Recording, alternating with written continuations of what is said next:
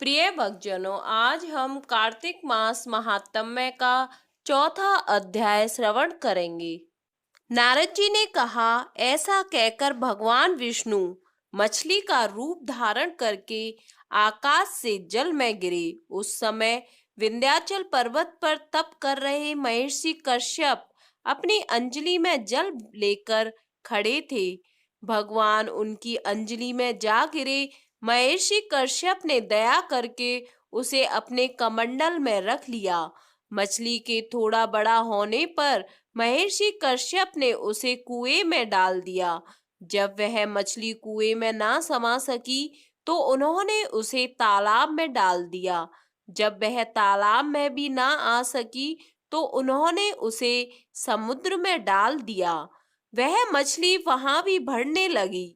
फिर मत्स्य रूपी भगवान विष्णु ने इस शंखासुर का वध किया और शंखासुर को हाथ में लेकर बद्री वन में आ गए। वहां उन्होंने संपूर्ण ऋषियों को बुलाकर इस प्रकार आदेश दिया, मुनीश्वरों, तुम जल के भीतर बिखरे हुए वेद मंत्रों की खोज करो और जितनी जल्दी हो सके उन्हें सागर के जल से बाहर निकाल लाओ।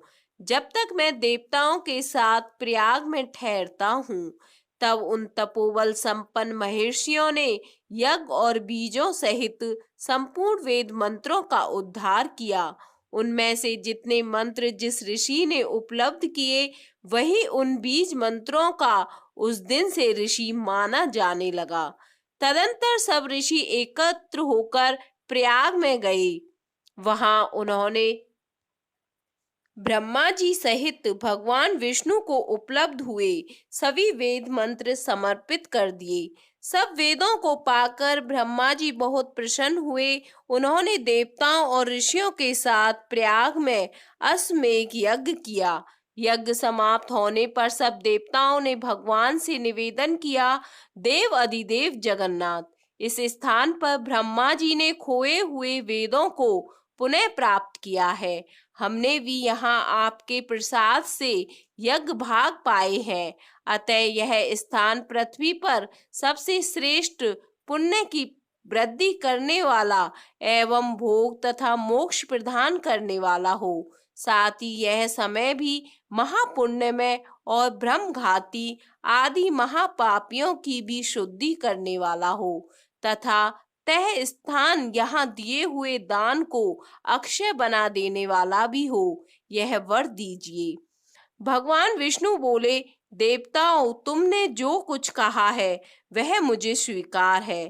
तुम्हारी इच्छा पूर्ण हो। आज से यह स्थान ब्रह्म क्षेत्र के नाम से प्रसिद्ध होगा। सूर्यवंश में उत्पन्न राजा भागीरथ यहाँ गंगा को ले आए और वह यहाँ सूर्य कन्या यमुना से मिलेगी। ब्रह्मा जी और तुम सब देवता मेरे साथ यहाँ निवास करो। आज से यह तीर्थराज के नाम से विख्यात होगा। तीर्थराज के दर्शन से तत्काल सब पाप नष्ट हो जाएंगे।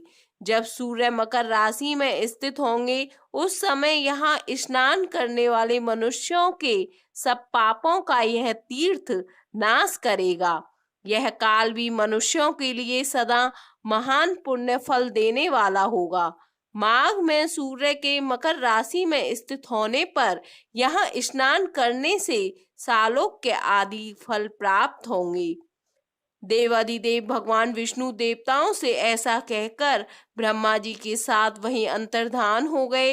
तत्पश्चात इंद्र आदि देवता भी अपने अंश से प्रयाग में रहते हुए वहां से अंतर्ध्यान हो गए।